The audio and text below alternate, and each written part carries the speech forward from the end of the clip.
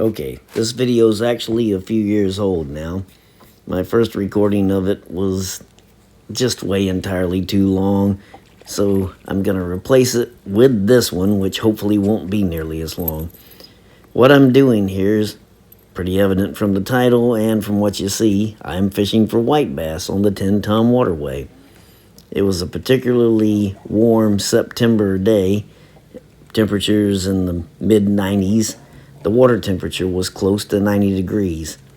So what I'm doing is fishing with a tailspin. This case, I believe it was a 3/4 ounce one.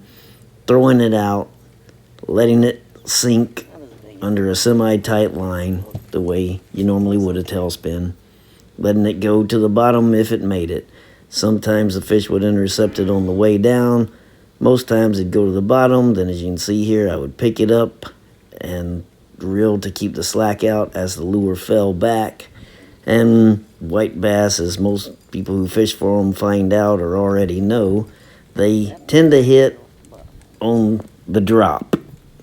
Not always. Sometimes they'll grab it when you're reeling just wide open, but usually you pick it up and let it fall back. And the reason you want to keep the slack of your line is so when they hit it as it falls, you can actually feel the hits.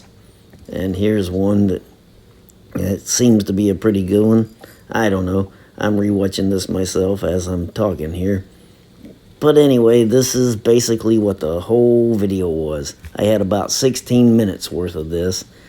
And you get the idea from these first few seconds, let alone a few minutes. It didn't need to be as long as it was. I've cut it down in size because few pictures, few words, and that's all that needed to be said.